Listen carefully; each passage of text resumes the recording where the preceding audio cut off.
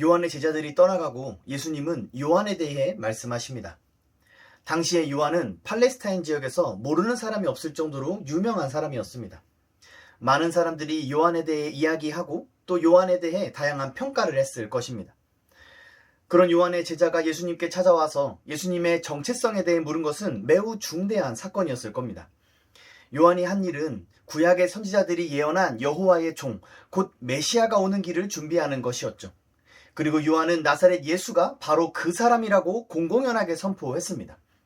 그런데 요한이 가장 위기에 빠져 있는 이 시점에 요한이 예수의 정체성에 의구심을 품었다는 것은 당시 사람들 사이에서 커다란 이슈가 될 게 분명했죠. 이때 예수님은 무리들을 향해 말씀하십니다.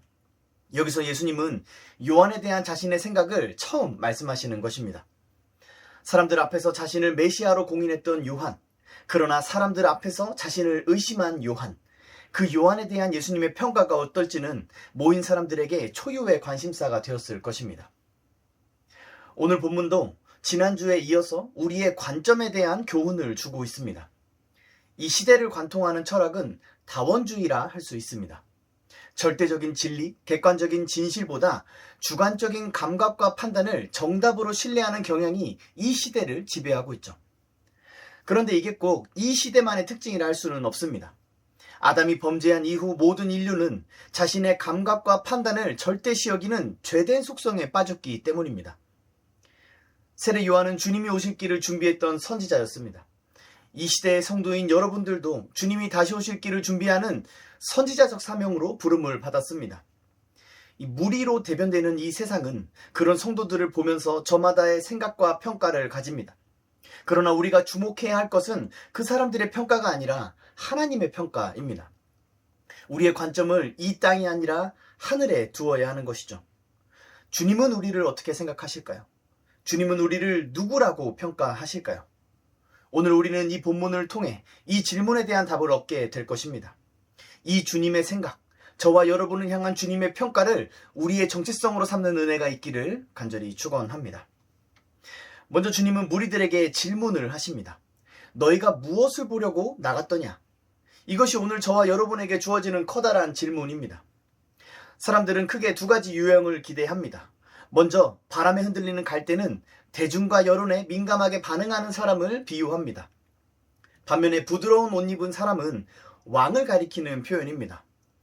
전자가 부드러운 리더십이라면 후자는 강력한 리더십이라 할 수 있겠죠. 사람들은 각자 자신의 성향에 따라서 기대를 품습니다. 많은 사람들이 세례 요한을 보러 광야에 나갔지만 각자 마음에 품은 기대는 달랐던 것입니다. 어떤 사람은 요한이 백성들의 마음을 살피고 위로해주는 세심하고 부드러운 사람이길 기대했을 것입니다. 좀 더 노골적으로 말하면 대중과 여론이 원하는 메시지를 말하는 선지자를 기대했다는 것입니다. 그러나 요한은 그런 사람이 아니었죠.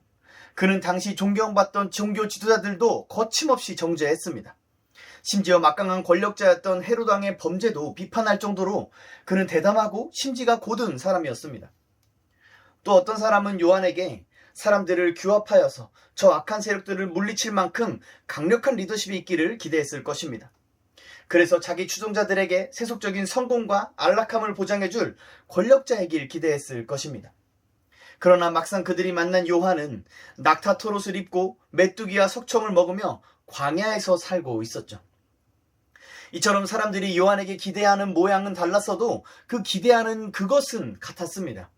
현재의 암담한 상황에서 자신들을 구원해줄 그 무언가를 기대했던 것입니다. 예수님은 옳다라고 말씀하십니다. 그들이 구원을 기대한 것도 옳았고 그 기대가 하나님을 향한 것도 옳았다는 것입니다. 이 무리는 적어도 선지자를 보려고 광야에 나갔습니다. 그들은 선지자를 보내신 하나님을 기대했던 것입니다. 그러나 그들이 정말 선지자를 보려고 나와왔다면 그들은 선지자를 통해 말씀하시는 하나님의 메시지에 귀를 기울여야 했습니다. 하지만 현실은 그렇지 않았죠. 여기서 우리는 사람들이 선지자를 보려고 광야로 나간 것을 쉽게 생각해서는 안 됩니다. 구원을 향한 그들의 열망은 간절했고 그들의 마음은 진심이었습니다. 그럼에도 불구하고 많은 사람들이 요한의 말을 듣지 않았던 것입니다. 왜 그랬을까요? 세례 요한이 그들이 기대한 선지자가 아니었기 때문이죠.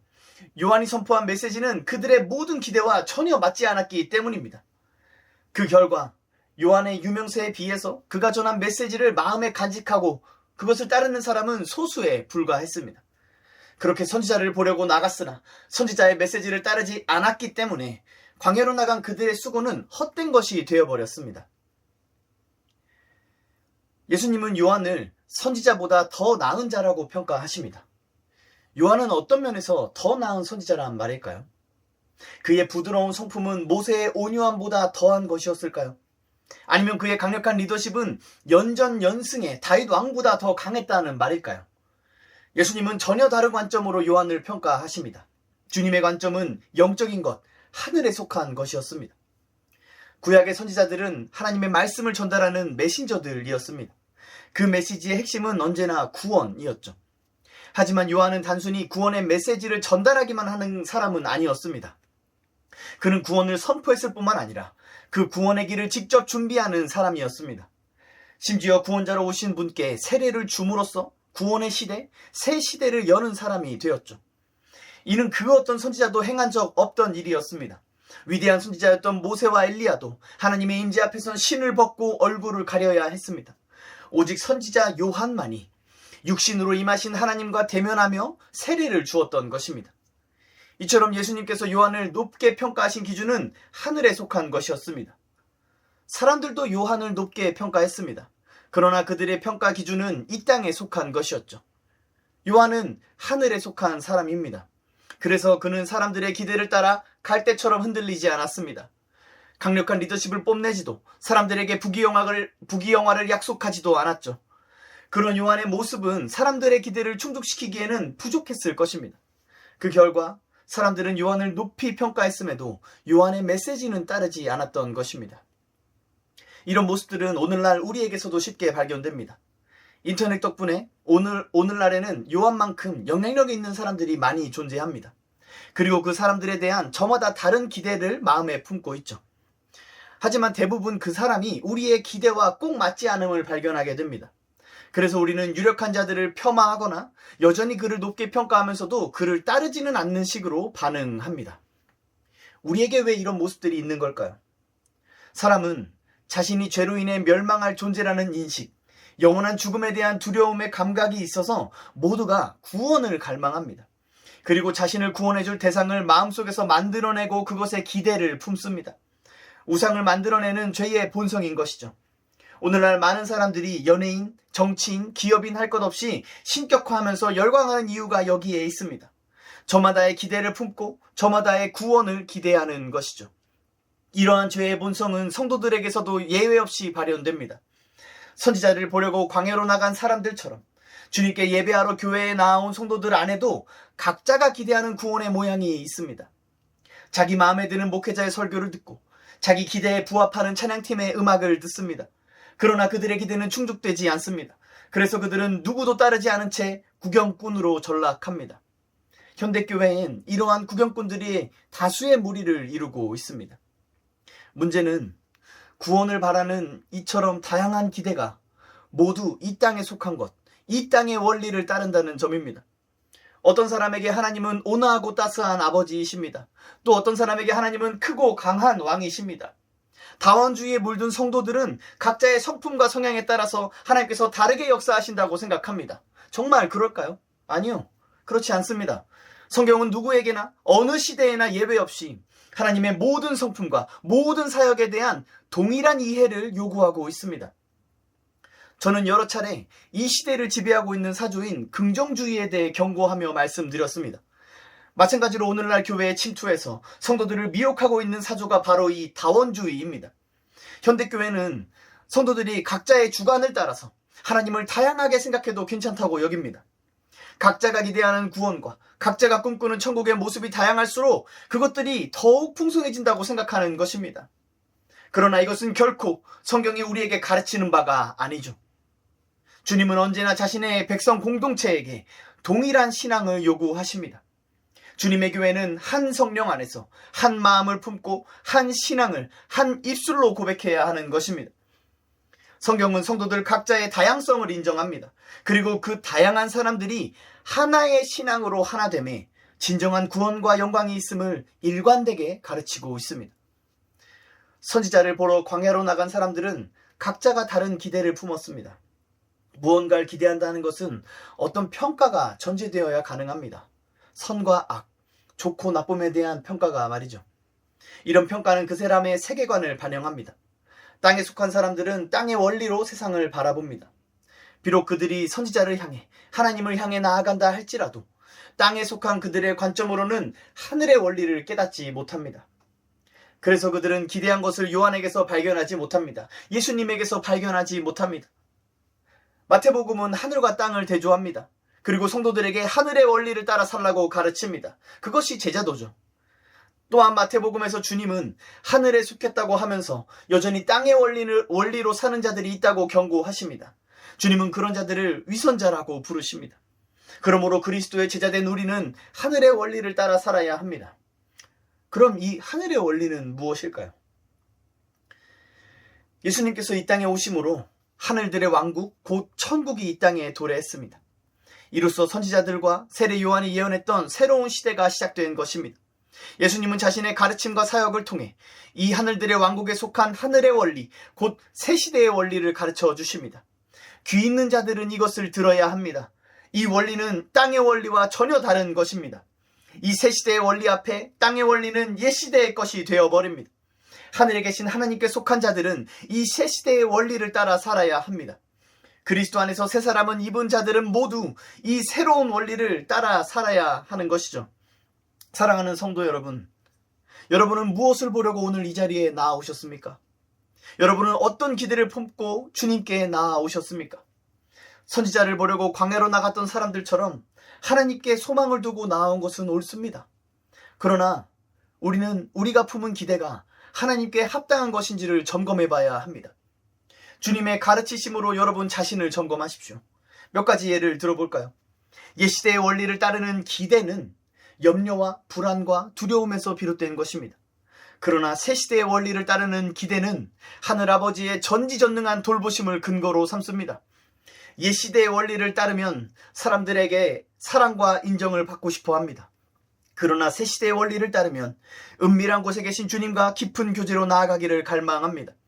옛시대에 속한 사람은 자기 자신이 중요합니다. 그래서 당한 만큼 되갚아줘야 되고 손해볼 일을 하지 않으려 합니다. 그러나 새시대에 속한 사람은 주님의 나라와 의의를 최우선으로 생각합니다. 그래서 원수를 사랑하고 박해자를 위해 기도합니다. 교회 안에서 옛시대에 속한 사람들은 모이기를 패하는 습관이 있습니다. 그들은 험담하기와 뒷담화를 즐기고 권위와 질서를 따르지 않으며 편을 갈라 분열을 일으킵니다. 그러나 새시대에 속한 사람들은 자신을 낮추는 습관이 있습니다. 항상 겸손하고 온유하며 하나됨을 위해 헌신하는 일을 자신의 즐거움으로 삼습니다. 자신을 공동체에서 가장 큰 죄인으로 여기기 때문에 다른 사람들은 언제나 자신보다 좋게 나은 사람으로 여깁니다. 사랑하는 성도 여러분, 여러분은 어떤 기대를 품고 교회에 나아오십니까? 그 기대는 새 시대의 원리를 따른 것인가요? 옛 시대의 원리를 따른 것인가요? 여러분이 그리스도의 제자라면 여러분은 새 시대에 속한 사람들입니다. 여러분이 하늘에 계신 하나님을 아버지로 부른다면 여러분은 하늘에 속한 사람들입니다. 이러한 여러분의 정체성에 맞게 살아가십시오. 그리스도 안에서 새 사람이 되었으면서도 여전히 성령을 거슬러 육체의 정욕을 따라 옛사람의 습관으로 행한다면 여러분들의 삶은 괴로울 수밖에 없습니다. 이것으로 여러분 자신을 점검하십시오. 만일 하나님의 영이 여러분 안에 거하신다면 이 새 시대의 원리가 여러분이 따라 살고 싶게 만드는 매력적인 원리가 됩니다. 그래서 날마다 이 새 시대의 원리를 따라 살고자 전력을 다하게 될 것입니다. 그러나 불신자들과 위선자들에게 이 새 시대의 원리는 부담스럽고 불쾌한 것일 뿐입니다. 그들에겐 이 새 시대의 원리, 하늘의 원리, 그리스도의 법을 따라 살 능력이 전혀 없기 때문입니다. 그들에겐 이것이 얼마나 좋은지를 깨달을 지혜와 영이 없기 때문입니다. 그러므로 그들의 수고는 헛됩니다. 그들이 이 땅에서 예수의 이름으로 살아가며 온갖 권능과 능력을 나타낸다 할지라도 그들의 수고는 헛된 것입니다. 그들은 요한을 보러 나아왔으나 요한의 메시지를 따르지 않았던 많은 무리와 같습니다. 오늘날에도 이런 사람들이 교회에 얼마나 많은지 모릅니다. 그들은 매주 교회에 나와 설교를 듣습니다. 심지어 새벽 예배, 수요 예배, 금요철에도 참석합니다. 성경 통독도 하고 암송도 하고 필사도 합니다. 하루에 몇 시간씩 기도하는 사람들도 많이 있습니다. 그러나 여전히 옛 시대의 원리를 따라 살고 있기 때문에 그들의 모든 수고는 헛된 것입니다. 여전히 이 땅의 원리로 자신의 가치관과 세계관을 세우고 있기에 그들의 모든 기대는 바람에 날리는 겨와 같습니다. 사랑하는 성도 여러분, 성령을 의지하여 이 말씀을 붙잡고 여러분 자신을 점검하십시오. 저는 주님의 이름을 부르는 여러분들의 모든 마음과 수고가 헛되지 않기를 간절히 소망합니다. 이 시대가 많이 혼란스럽습니다. 여러분은 이 시대에 무엇을 보기를 원하십니까? 국민들의 의견을 잘 따라주는 리더들입니까?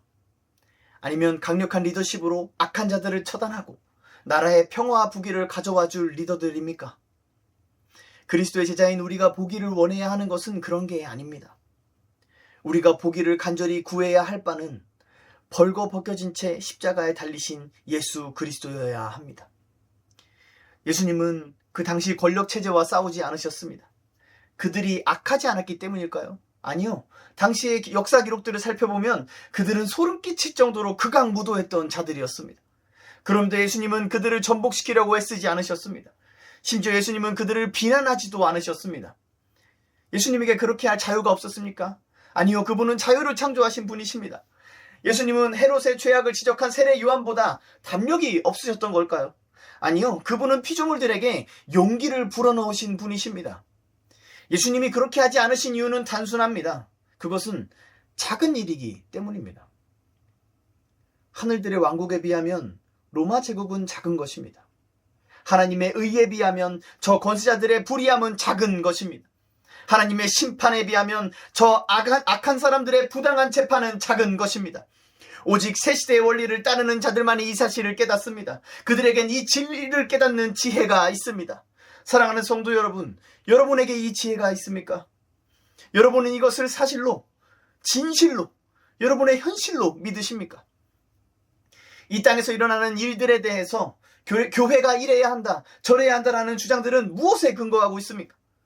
그들은 하나님의 말씀을 근거로 주장하지만 그 원리는 옛 시대에 속한 것들 아닙니까? 그들이 전제로 삼는 것, 그들이 상황을 평가하고 판단하는 관점은 이 땅에 속한 것 아닙니까? 선지자를 보려고 광야에 나갔던 사람들도 오늘 본문 10절의 말씀을 근거로 삼아서 나아갔던 사람들입니다. 예수님께 나왔던 수많은 사람들도 선지자를 통해 하신 말씀들을 근거로 삼았습니다. 그러나 우리가 이미 살펴봤듯이 말씀을 인용하고 예수의 이름을 사용하기만 한다고 해서 하늘아버지의 뜻을 행하는 것은 아닙니다. 하늘아버지의 뜻은 무엇입니까? 이 세상이 그리스도의 몸된 교회의 통치 아래 있다는 것입니다. 따라서 세상의 불의와 죄악에 대해 교회는 책임을 피할 수 없습니다. 우리는 중세 수도원처럼 세상과 단절되어서도 안 되고 중세 교회처럼 세상의 권력에 맞춰서 교회를 비하해서도 안 됩니다. 교회는 세상과 하나님의 중보자적 역할로 부름을 받은 것입니다. 구약의 제사장들은 민족의 죄를 짊어지고 지성소로 나아가는 사람이었습니다. 하나님은 오늘날 교회에게 이 제사장의 일을 맡기신 것이죠. 이 세상에 죄가 만연합니다. 불의가 창궐합니다. 악인들이 득세하고 의인들은 숨을 죽입니다. 이럴 때 교회는 세상의 불의와 죄악을 짊어지고 주님 앞에 나아가 회개해야 합니다. 이것이 세상을 향해 손가락질하는 것보다 더 크고 위대한 일, 하늘에 속한 일입니다. 이것이 새 시대의 원리요 하늘 아버지의 뜻입니다. 손가락질하며 비난하는 건 불신자들도 할 수 있는 일입니다. 그러나 원수를 사랑하는 일은 오직 교회만이 할 수 있습니다. 불의와 죄악을 정죄하는 건 악인들도 하는 일입니다. 그러나 그들을 위해 기도하는 일은 오직 교회만 할 수 있는 일입니다. 사랑하는 성도 여러분, 육체의 일을 따라 살지 마십시오. 원수 맺는 것과 분쟁과 분냄과 당짓는 것과 분열함은 모두 육체의 일입니다. 성경은 이 옛시대의 원리를 따라 사는 자들은 하나님의 나라를 유업으로 받지 못하고 피차 멸망할 것이라고 경고합니다. 육체의 일을 따르는 자는 성령을 따라 행할 수 없습니다. 오직 성령의 열매는 사랑과 희락과 화평과 오래 참음과 자비와 양선과 충성과 온유와 절제입니다. 성경은 이것을 금할 법이 없다고 단호하게 선언합니다. 이것을 작은 일로 여기는 자들에게 화가 있습니다. 그들에게 미혹되어 그들을 따라 함께 멸망의 길로 가지 마십시오. 그 길에 하나님의 나라는 없습니다. 그들은 하늘에 속한 자들이 아닙니다. 그들이 아무리 주님의 이름으로 선지자 노릇을 하고 권세를 행한다 할지라도 그들은 주님과 상관없는 위선자들입니다. 사랑하는 성도 여러분, 주님의 이름과 하나님의 말씀을 들먹이면서 인간 권세자들을 정죄하지만 정작 그들의 죄를 자신의 죄로 여겨 회개하지 않는 자들의 그 미혹에 속지 마십시오. 그들은 거짓 선지자들이요 위선자들입니다. 하나님은 그런 자들을 선지자로 보내지 않으십니다. 성경을 보십시오. 모세는 여호와를 대적하는 이스라엘 백성들을 위해서 자기 목숨을 걸고 기도하는 선지자였습니다. 호세아와 에스겔도 민족의 죄악을 자신의 삶으로 짊어졌던 선지자들이었습니다. 이사야도, 예레미야도, 다니엘도, 에스라도, 느헤미야도 민족의 죄악과 자기 자신을 분리하지 않았습니다. 그들은 권세자들에게 핍박을 받으면서도 그렇게 새 시대의 원리를 따라 살았던 것입니다. 사랑하는 성도 여러분, 여러분이 믿는다고 고백하는 구주 예수 그리스도를 생각해 보십시오. 그분은 자신을 십자가에 못 박고 조롱하는 자들을 위하여, 그 악한 자들을 위하여 기도하셨습니다. 이 시대의 교회가 목소리를 내야 한다면 그 방향은 하늘 아버지여야 할 줄 믿습니다. 그 내용은 민족의 죄를 회개하는 것과 하늘 아버지의 긍휼과 자비를 구하는 것이어야 할 줄 믿습니다. 이 시대의 교회가 행동해야 한다면 그것은 천국 복음을 선포하고 그리스도의 법을 가르치고 치유함으로 주님을 본받는 실천이어야 할 줄 믿습니다. 그렇다고 새 시대의 원리가 세상의 불의에 초연하거나 무관심한 태도를 요구하는 게 아닙니다. 새 시대의 원리는 이 세상과 끊임없이 전쟁을 치릅니다. 지난주에 예수님께서 자신이 검을 주러 왔다고 말씀하신 것을 기억하십시오. 새 시대의 원리는 이 땅에서 치열한 전쟁을 벌여야 합니다. 그러나 이 싸움은 혈과 육에 속한 것이 아니라 영에 속한 것입니다. 그래서 사도 바울도 에베소서 6장에서 전신갑주를 입으라고 명령하면서 말씀과 기도를 강조하는 것입니다. 사랑하는 성도 여러분, 먼저 이것을 행하십시오. 먼저 그의 나라와 의의를 구하십시오. 그의 나라는 민주주의보다 위대합니다. 그의 의의는 어떤 권세보다 완전합니다. 새 시대의 원리는 헌법이 보장하는 자유보다 우월합니다. 이 사실을 믿음으로 사는 저와 여러분이 되기를 권면합니다. 그리스도 안에서 새 사람을 입어 새 시대의 원리로 살아가며 이것을 크고 영원하고 존귀한 일로 여기는 자들에게 복이 있습니다. 어떤 관점으로 살아가느냐, 어떤 원리로 살아가느냐는 이처럼 중대한 일입니다. 이것은 사람이 마음대로 정할 수 있는 것이 아닙니다. 아무나 예수의 제자가 될 수 없듯이 아무나 새 시대의 원리를 따라 살 수 없습니다. 다시 오늘 본문을 주목해 봅시다. 많은 사람들이 요한을 보러 광야로 나갔습니다. 그러나 요한을 바르게 이해한 사람은 없었습니다. 그래서 예수님은 앞서 요한에게 그렇게 하셨던 것처럼 그 무리들이 근거로 삼았던 말씀을 해석해 주십니다. 기록된 바 보라, 내가 내 사자를 내 앞에 보내노니 그가 내 길을 내 앞에 준비하리라 하신 것이 이 사람에 대한 말씀이니라. 여기서도 예수님의 해석이 반영되어 있습니다. 이 구절은 말라기 3장 1절의 말씀입니다. 그런데 말라기서에서 1인칭으로 기록된 것을 예수님께서 2인칭으로 바꿔서 인용하십니다. 이는 여호와께서 광야에서 이스라엘 백성 앞에 자신의 사자를 보내신 출애굽기 23장 20절의 말씀을 연상시키죠. 이를 통해 예수님은 여호와께서 보내시겠다고 하신 그 사자가 세례 요한이고 그가 준비한 길이 예수님을 위한 것임을 가르치시는 것입니다. 무슨 말입니까? 세례 요한이 어떤 존재이고 어떤 사역을 했는지 아는 것과 예수께서 어떤 존재이고 어떤 사역을 하시는지를 아는 것이 연결되어 있다는 것입니다. 요한이 오리라 한 엘리야라는 것을 깨닫는 자가 그가 증언하고 맞이한 나사렛 예수가 오실 그의 곧 그리스도이심을 깨달을 수 있는 것입니다. 그렇기 때문에 예수님은 지금 세례 요한에 대해 말씀하고 계신 것이죠.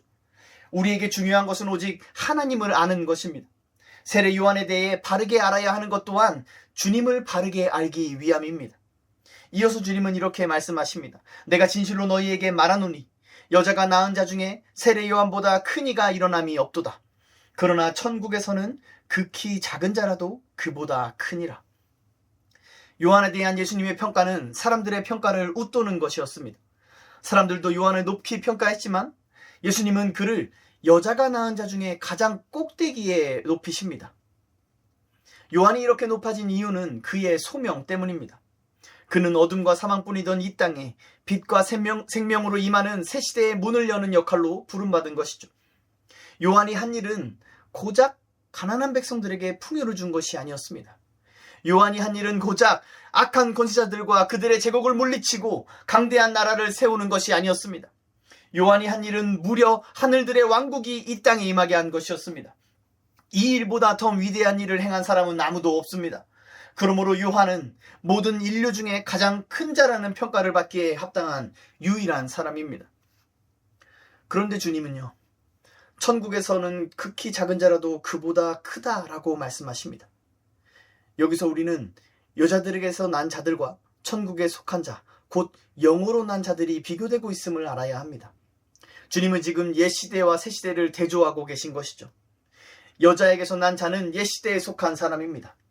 천국에서 극히 작은 자는 성령으로 거듭나서 새 시대에 속한 사람입니다. 새 시대의 원리로 사는 자들 중에 가장 작은 자라도 옛 시대의 원리로 사는 자들 중에 가장 큰 자보다 더 크다고 주님은 말씀하십니다. 어째서 그렇습니까? 새 시대에 속한 사람들은 요한처럼 오신 메시아를 영접했을 뿐만 아니라 다시 오실 메시아의 길을 준비하며 마침내 그를 맞이할 자들이기 때문입니다. 심지어 새 시대에 속한 사람들의 속에는 세상보다 크신 이가 거하기 때문입니다. 요한일서 4장 4절은 이렇게 선포합니다. 자녀들아, 너희는 하나님께 속하였고 또 그들을 이기었나니 이는 너희 안에 계신 이가 세상에 있는 자보다 크심이라.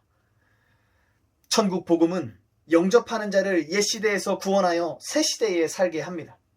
그래서 베드로는 이것을 하늘로부터 보내신 성령을 힘입어 복음을 전하는 자들로 이제 너희에게 알리신 것이요 천사들도 살펴보기를 원하는 것이라고 설명합니다. 구원받은 생명들이 그리스도의 제자로 복음 사역자로 새 시대의 원리로 사는 것을 천사들도 살펴보기를 원한다는 것입니다. 그러므로 천국에서 극히 작은 자라도 옛 시대에 속한 가장 큰 자보다 큽니다. 성도들이 하는 지극히 작은 일도 세상의 권력자들, 권세자들이 하는 가장 큰 일보다 더 큰 일입니다. 이것이 주님의 평가입니다. 그분의 제자인 우리가 따라야 할 평가이죠. 이 작은 자라는 표현은 앞서 10장에서 제자들을 가리키는 표현이었습니다. 그리스도의 제자는 이 땅의 그 어떤 사람들보다 큰 자들입니다. 사랑하는 성도 여러분, 이 사실을 믿으십니까? 여러분 안에 계신 분이 세상에 있는 자보다 크심을 믿으십니까? 성도가 이 사실을 진실로 믿을 때 어른이 어린아이의 위협에 겁먹지 않듯이 우리는 이 세상의 위협 앞에 의연하고 담대할 수 있습니다. 하나님의 지극히 크심을 알기에 이 세상의 지극히 작음을 알기 때문입니다. 그런데 우리는 왜 두려워합니까? 무엇을 염려합니까?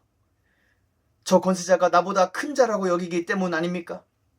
저 세력이 내가 속한 집단보다 크다고 생각해서 아닙니까? 이 세상이 교회보다 크다고 믿기 때문 아닙니까? 만일 그렇다면 우리는 우리의 불신앙을 회개하고 주님의 말씀으로 돌이켜야 할 것입니다. 예수 그리스도를 영접하고 주께서 다시 오실 길을 예비하는 사명으로 이 땅을 살아가는 우리는 큰 자들입니다. 사람이 취할 수 있는 명예 중에 이것이 가장 큰 명예입니다. 사람이 이룰 수 있는 업적 중에 생명을 영원히 구원하는 이 일이 가장 큰 일, 가장 큰 업적입니다. 이 사실을 믿으십시오. 이것을 여러분의 정체성으로 삼으십시오. 이것을 여러분의 삶의 원리로 삼으십시오. 그래서 항상 복종하여 두렵고 떨림으로 여러분의 구원을 이루십시오. 이것이 이 땅에 살아가는 성도의 사명입니다. 모든 성도는 선지자로 부름받았습니다. 우리는 선지자처럼 하나님의 말씀을 선포하고 삶으로 살아내야 합니다. 그로 인해 하나님의 나라와 하나님의 일이 이 땅에 이루어지기 위해 헌신해야 합니다. 베드로는 이 사명을 우리를 어두운 데서 불러내어 그의 기이한 빛에 들어가게 하신 이에 아름다운 덕을 선포하는 것이라고 말합니다. 이게 교회가 할 일입니다. 이것이 교회가 목소리를 높여야 할 메시지입니다. 모든 성도는 또한 제사장으로 부름받았습니다. 성도들은 주의 날을 거룩하게 구별해서 함께 모임으로 하나님을 예배해야 합니다. 또한 각자의 삶에서 정결함과 거룩함을 살아내야 합니다. 먹는 것과 입는 것과 행하는 모든 일들을 주를 위하여 해야만 합니다. 끊임없이 우리를 미혹하는 옛시대의 원리들을 지혜와 명철로 분별해야 합니다. 그래서 이 세대를 본받지 말고 오직 마음을 새롭게 함으로 변화를 받아 하나님의 선하시고 기뻐하시고 온전하신 뜻이 무엇인지를 분별해야 합니다. 그렇게 자신이 세속에 더럽혀지지 않은 거룩한 산 제물이 되도록 부단히 노력해야 합니다. 이 모든 노력은 여호와를 경외하는 것을 즐거움으로 삼게 하는 여호와의 영을 받은 자만이 가능한 새 시대의 일입니다. 모든 성도는 왕으로도 부름받았습니다. 그래서 베드로는 왕같은 제사장이라고 부르기도 하죠. 또한 바울은 에베소서에서 하늘 보좌에 앉아 세상을 통치하시는 그리스도 예수를 찬양하는데 교회가 그분의 몸이라고 선포합니다. 그래서 바울은 고린도 전서에서 그 몸 중에 지극히 작고 연약한 부분이더라도 이 세상보다 크고 존귀하다고 말하는 것입니다. 그 지체는 영으로 그리스도 안에 속해서 하늘 보좌에 앉아있기 때문입니다. 이처럼 주님의 교회가 얼마나 높고 영화로운지 이야기하는 구절들은 성경에 가득합니다. 그러므로 교회는 결코 이 세상의 권세에 자신을 비하해서는 안 됩니다. 그것은 교회의 수치가 될 뿐만 아니라 몸된 교회의 머리이신 그리스도를 모욕하는 것입니다. 교회는 이 세상 속에서 고고하게 왕의 권세와 통치를 행사해야 합니다. 그 방식은 당연히 그리스도를 따르는 방식이죠. 교회가 이 땅에서 왕노릇한다고 할 때 이 표현을 옛시대의 원리로 이해해서는 안 됩니다. 예수님은 내 나라는 이 세상에 속한 것이 아니라고 말씀하셨죠. 그래서 주님은 세상의 요란스러움 속에서도 양처럼 잠잠하셨습니다. 새 시대의 원리로 사는 사람은 이래야 하는 것입니다. 우리는 소란스러운 상황 속에서도 자기 일을 집중해서 하는 사람을 대단하게 여깁니다. 그런 사람은 성숙하고 단단하고 신뢰할 만한 사람으로 여깁니다. 세상이 교회를 볼 때 이래야 합니다. 교회는 세상의 소동과 소문에 흔들리지 않아야 합니다. 그래서 세상이 교회를 보면서 이 땅에 속한 것보다 더 큰 무엇이 있다는 것을 생각할 수 있어야 합니다. 사랑하는 성도 여러분, 여러분은 이러한 삶을 살고 계십니까? 이 시대 교회는 이러한 모습을 세상에 보여주고 있습니까? 우리는 우리의 본질을 회복해야 할 것입니다. 우리는 하늘에 속한 자들입니다. 우리는 그리스도 안에서 새 사람을 입은 자들입니다. 새 사람이 된 우리는 새 시대의 원리로 살아야 합니다. 오늘 주님은 저와 여러분을 큰 자라고 말씀하십니다. 우리가 새 사람을 입어 새 시대에 속했기 때문에 우리는 큰 자들입니다. 그런데 어찌하여 옛 시대에 작고 초라하고 헛된 것을 따르려 하십니까? 복음 선포와 말씀을 가르침과 치유하는 이 큰 사명을 내팽겨치고 이 땅의 방식, 육체의 방식을 행하려 하십니까? 옛 시대의 원리는 우리를 망하게 할 뿐입니다. 육신의 생각은 사망입니다. 새 사람을 입고도 여전히 육체로 이 땅을 사는 우리의 눈에 옛 시대의 원리가 그럴듯해 보일 수 있습니다. 육신의 생각이 보암직하고 먹음직해 보일 수 있습니다. 그러나 새 시대의 원리를 통해 우리는 그 본질을 깨닫는 지식을 배우지 않았습니까? 골로새서 3장 10절의 말씀처럼 새 사람을 입은 우리는 자기를 창조하신 이의 형상을 따라 지식에까지 새롭게 하심을 입은 자들 아닙니까? 그러므로 사랑하는 성도 여러분, 새롭게 하심을 입은 그 지식을 따라 살아가십시오. 하나님을 아는 지식, 그리스도 예수를 아는 지식으로 여러분의 생각과 마음을 가득 채우십시오. 그래야 우리는 새 시대의 원리를 살아갈 수 있습니다. 하나님을 아는 지식은 하나님을 대적하는 모든 이론을 무너뜨리고 모든 생각을 사로잡아 그리스도께 복종하게 하는 하나님의 능력입니다. 지식은 이토록 중요한 것입니다. 그래서 바울은 옛시대의 원리로 돌아가려는 에베소 성도들을 향해서 오직 너희는 그리스도를 그같이 배우지 아니하였느니라 라고 말합니다. 이어서 들으십시오. 진리가 예수 안에 있는 것 같이 너희가 참으로 그에게서 듣고 또한 그 안에서 가르침을 받았을진데 너희는 유혹의 욕심을 따라 썩어져가는 구습을 따르는 옛사람을 벗어버리고 오직 너희의 심령이 새롭게 되어 하나님을 따라 의와 진리의 거룩함으로 지으심을 받은 새 사람을 입으라. 바울은 옛시대의 원리를 따르지 않고 새시대의 원리를 따라 살 수 있는 방법을 우리에게 가르쳐 줍니다. 그것은 예수께 진리를 듣고 가르침을 받는 것입니다. 우리가 날마다 유혹의 욕심에서 벗어나기 위해선 진리의 영을 의지하여 말씀을 듣고 가르침을 받아야 하는 것입니다. 이처럼 새 시대의 원리는 말씀과 기도를 통해 우리 안에 역동하기 시작합니다. 그때 우리는 옛사람을 벗어버리고 새사람을 입게 될 것입니다. 세상이 악하다고 말합니다. 많은 사람들이 시대의 악함에 경악을 합니다. 그러나 주님의 교회는, 성도들은 놀라선 안 됩니다. 성도들은 전혀 놀랄 이유가 없습니다. 세상이 악하고 모든 인간이 전적으로 타락했다는 사실을 이미 알기 때문입니다. 예수를 믿는다고 하면서도 세상의 악함에 놀라는 것은 그에게 이러한 그리스도를 아는 지식이 없음을 드러내는 것뿐입니다. 사랑하는 성도 여러분, 지식이 없는 자처럼 행하지 마십시오. 미련하고 우매한 자들은 시류에 의해 갈대같이 흔들리거나 감정적이고 완악한 분노로 반응합니다. 그런 자들은 천국의 방식을 살아낼 수 없습니다. 천국은 십자가의 지혜와 그리스도를 아는 지식으로 충만한 자들의 것입니다. 지식과 지혜로 충만한 사람은 이 악한 세상 속에서 그 지식을 따라 새시대의 원리로 살아갑니다. 선으로 악을 이기는 것이 새시대의 원리입니다. 악을 악으로, 욕을 욕으로 갚지 말고 도리어 복을 비는 것이 새시대의 원리입니다. 옛시대의 원리는 악을 악으로 갚는 것입니다. 폭력에 대항하여 응징하는 것입니다. 그래야 악을 이기고 정의를 세운다는 것이죠. 그러나 성경은 그것이야말로 악이 원하는 것이고 이미 우리의 영혼이 악에게 져버렸다는 확실한 증거임을 밝히 가르쳐 줍니다. 그렇다면 교회는 어떻게 행해야 하겠습니까? 천국 백성은 무엇을 해야 하겠습니까? 그리스도의 제자인 우리는 이 시대 가운데, 이 상황 속에서 어떤 원리를 따라야 하겠습니까? 사랑하는 성도 여러분, 그리스도 예수 안에서 참되고 바른 지식을 배우십시오. 그리고 그 지식을 따라 살아가십시오. 그래야 우리는 썩어질 것과 헛된 것을 구하지 않고 영원한 것, 영광인 것, 참된 것을 바라고 구할 수 있습니다. 그것이 곧 하늘들의 왕국 천국입니다. 그리고 그 왕국의 왕, 만왕의 왕이신 예수 그리스도입니다. 그분을 바라지도 않으면서 어떻게 그분을 증거할 수 있겠습니까? 그분을 구하지도 않으면서 어떻게 그분이 오실 길을 준비할 수 있겠습니까? 주 예수를 바라는 자는 주님의 성품과 사역을 자기 삶의 원리로 삼게 됩니다. 그래서 자기 삶을 통해 그리스도가 나타나기를 기대합니다. 주 예수를 구하는 자는 주의 말씀을 즐거워하며 주께 기도하기를 쉬지 않습니다. 그래서 자기 삶을 통해 그의 나라와 의의가 이 땅에 임하기를 기대합니다. 이렇게 사는 것이 다시 오실 주님의 길을 준비하는 삶입니다. 사랑하는 성도 여러분, 왕의 길을 준비하는 자로 살아가십시오. 우리의 왕이신 예수님께서 속히 오실 것을 진실로 믿으십시오.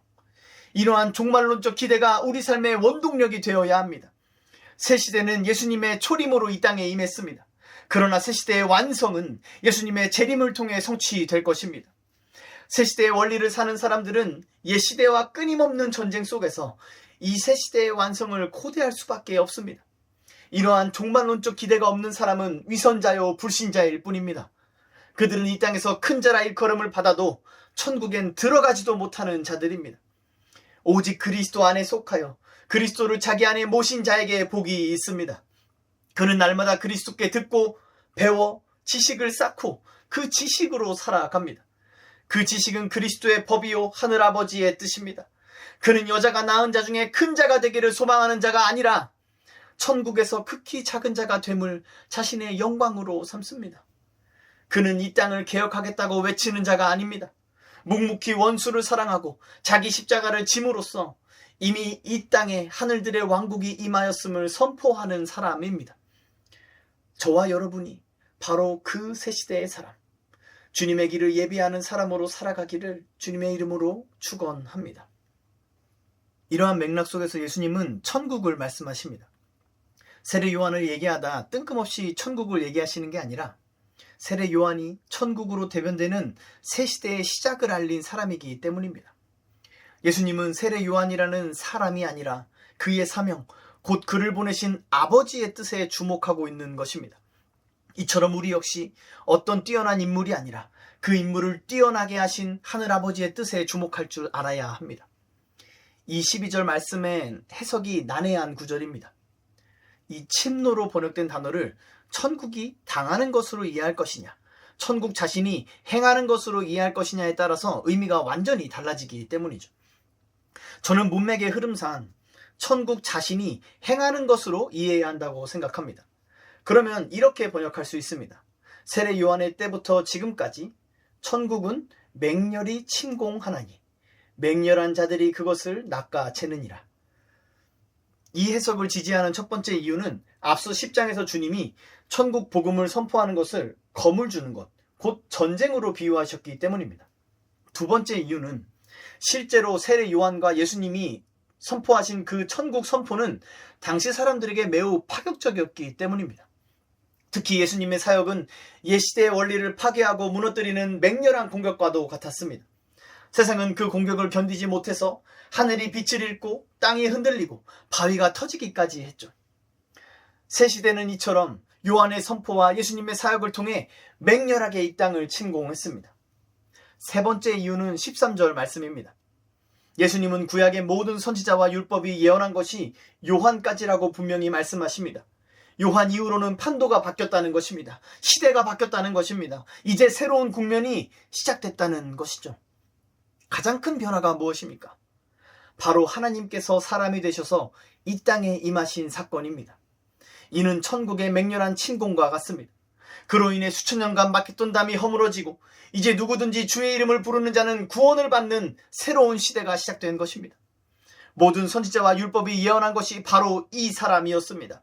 세례 요한이 보라 하나님의 어린 양이다 라고 선포하고 빌라도가 보라 이 사람이로다 라고 외친 바로 그 사람이었습니다.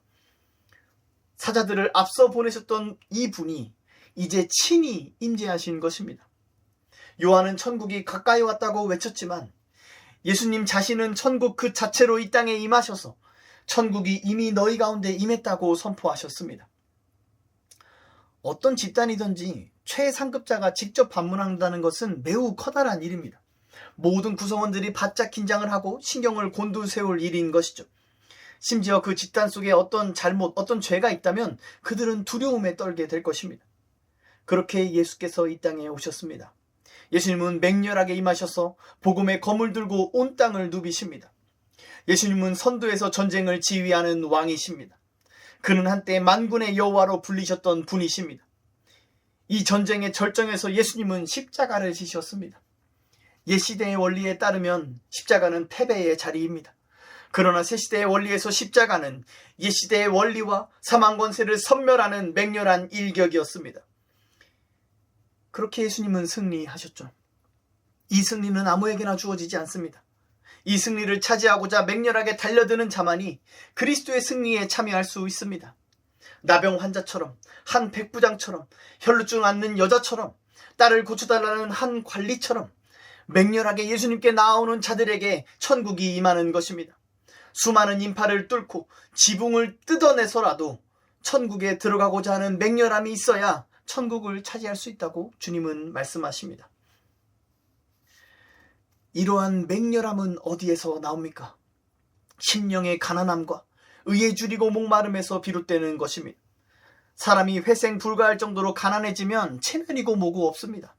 그저 생존을 위해 무엇이든지 악착같이 움켜쥐려 합니다. 죽을 정도로 굶주리고 목마르면 자기 자식도 눈에 보이지 않는 게 인간입니다. 사람을 죽여서라도 그의 음식과 물을 뺏으려 드는 게 인간입니다.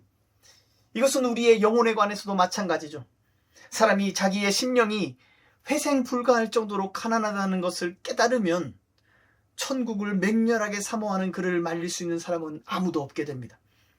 그의 영적 감각이 깨어나서 극심한 굶주림과 목마름을 느끼게 된다면 그 갈급함을 채우기 위해 의를 향해 득달같이 달려들게 될 것입니다. 브니엘에서 주의 사자에게 악착같이 매달린 야곱처럼 말이죠. 주님은 천국이 이런 자들의 것이라고 말씀하십니다. 천국은 아무에게나 주어지는 것이 아닙니다.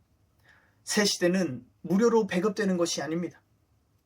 우리가 구원을 대가 없이 공짜로 받았다는 표현이 구원 자체가 공짜라는 의미는 아닙니다. 이 일에 하나님의 독생자의 피가 값으로 지불되었습니다. 그러니 성부 하나님께 이보다 더 귀한 것은 없습니다. 자기 아들의 피값을 함부로 취급할 아버지는 어디에도 없죠.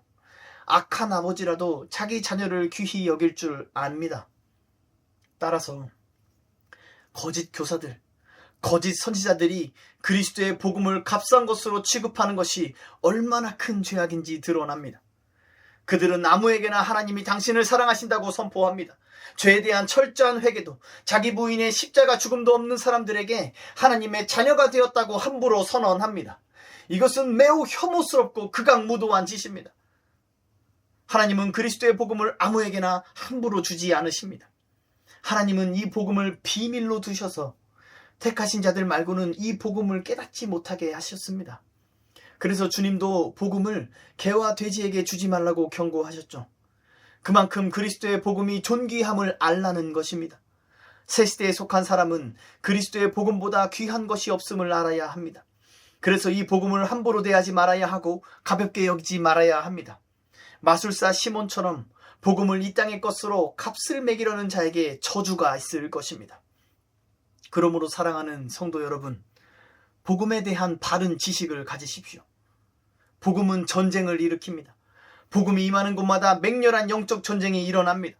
그래서 성경은 복음 사역자를 그리스도의 군사라고 부릅니다. 제자들은 그리스도의 군사가 되어 선으로 악을 싸워 이김으로 평화를 이루는 사람들입니다. 천국 복음은 결코 어린이에게 사탕을 쥐어주듯이 주어지는 게 아닙니다. 이 복음은 용사가 휘두르는 검과 같이 영혼을 찌르고 쪼개며 죽음을 선사합니다. 이 복음의 검을 받고 죽은 사람은 복음으로 말미암아 영원한 생명을 얻게 됩니다. 새 사람을 입는 것입니다. 이제 그는 복음으로 얻게 된 새 생명으로 새 시대의 원리를 살아갑니다.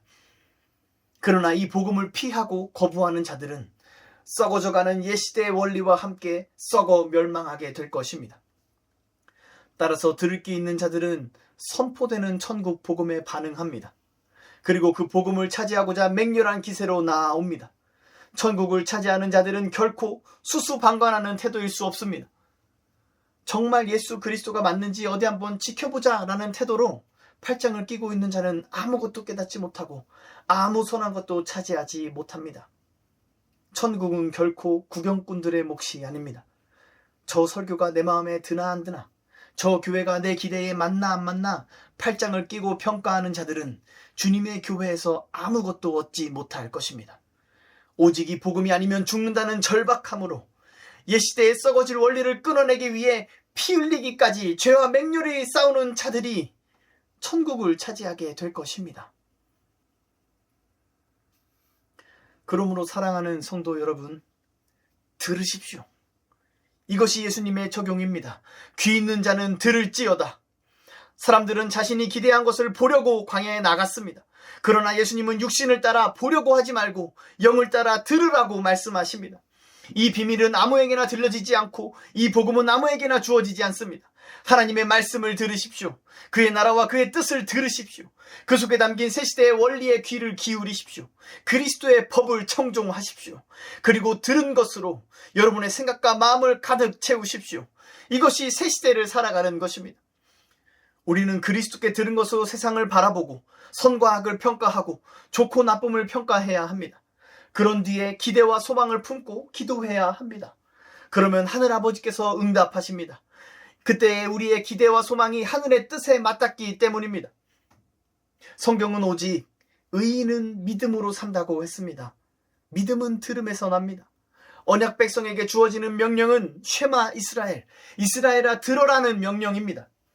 성도는 그리스도께 듣고 가르침을 받아야 합니다. 우리는 거룩하신 주의 말씀에 우리의 귀를 기울여야 합니다. 이 세상엔 참으로 많은 소리들이 있습니다. 많은 말들이 있습니다. 시대를 평가하고 미래를 예측하는 많은 말들이 우리의 귀에 들려옵니다. 어떤 사람의 말을 들으면 두려움이 엄습합니다. 어떤 사람의 말을 들으면 위로가 되고 안심이 됩니다. 또 어떤 사람의 말을 들으면 분노가 침입니다. 이처럼 듣는 것은 우리에게 지대한 영향을 끼치는 것이죠. 그러므로 우리는 듣는 것에 주의해야 합니다. 특히 거짓 교사들과 거짓 선지자들의 말을 주의해야 합니다. 하나님은 자신이 보내지 않은 거짓 선지자들이 있고 자신이 말하지 않은 것을 가르치는 거짓 교사들이 있다고 말씀하십니다. 하나님은 그들에게 진노하시며 그들을 반드시 심판하십니다. 주님은 이 거짓 선지자들의 말을 듣고 그를 따르는 자들도 함께 멸망하게 될 것이라고 경고하십니다.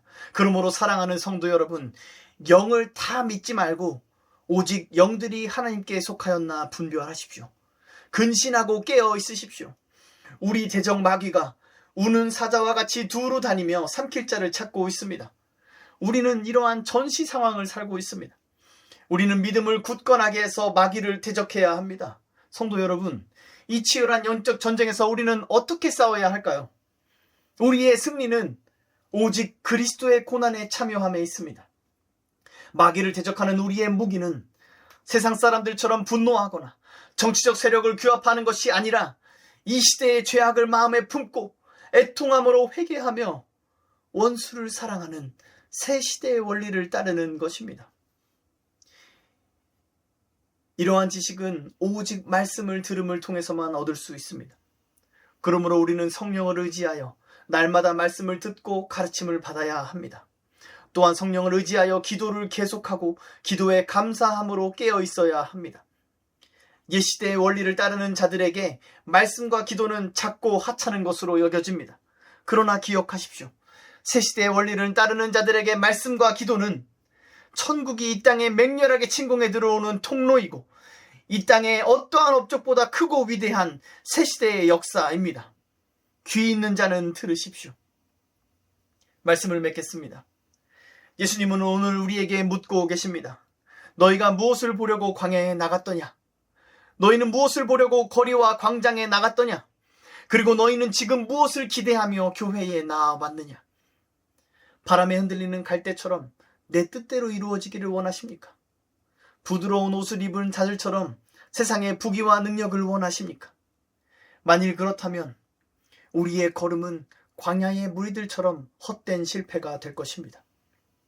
옛시대의 원리를 따르는 정의구현, 복지실현, 권선징악 따위는 결코 우리를 구원할 수 없습니다. 무엇을 보기를 원하십니까? 우리의 간절한 기대와 소망은 구주 예수를 보는 것이어야 할 줄 믿습니다. 예수 그리스도께서 십자가의 맹렬한 일격으로 옛시대의 빗장을 부수고 하늘들의 왕국을 이 땅에 도래하게 하셨습니다. 그 나라에 속한 여러분은 그리스도의 핏값으로 새 사람을 입은 자들입니다. 여러분은 여자가 낳은 자 중에 가장 위대했던 세례 요한보다 더 크고 영광스러운 새 시대의 백성입니다. 여러분 안에 계신 분이 이 세상 그 어떤 권세자보다 크십니다. 그러므로 사랑하는 성도 여러분, 여러분의 삶으로 새 시대의 원리를 나타내십시오. 이제 세상의 불의에 분노하거나 시대의 악함에 놀라며 흔들리는 옛사람의 습관을 십자가에 못 박으십시오. 그리고 이 민족과 이 시대의 죄악을 나의 죄로 끌어안고 주님 앞에 나아가 심한 통곡과 눈물로 간구와 소원을 드리십시오. 가장 맹렬한 전투는 세상의 광장에서 일어나지 않습니다. 매일 하나님의 말씀을 청중하는 우리의 귓가에서, 은밀한 곳에서 들으시는 분께 기도하는 우리의 입술에서 가장 치열한 영적 전쟁이 일어납니다. 그리고 우리는 그 전쟁에서 승리할 것입니다. 그리스도의 승리를 차지하고 누리게 될 것입니다. 그렇게 우리는 다시 오실 우리 왕의 길을 준비할 것입니다. 옛시대의 원리를 벗어버리고 새 시대의 말씀을 듣고 따르는 자에게 복이 있습니다. 함께 기도하겠습니다.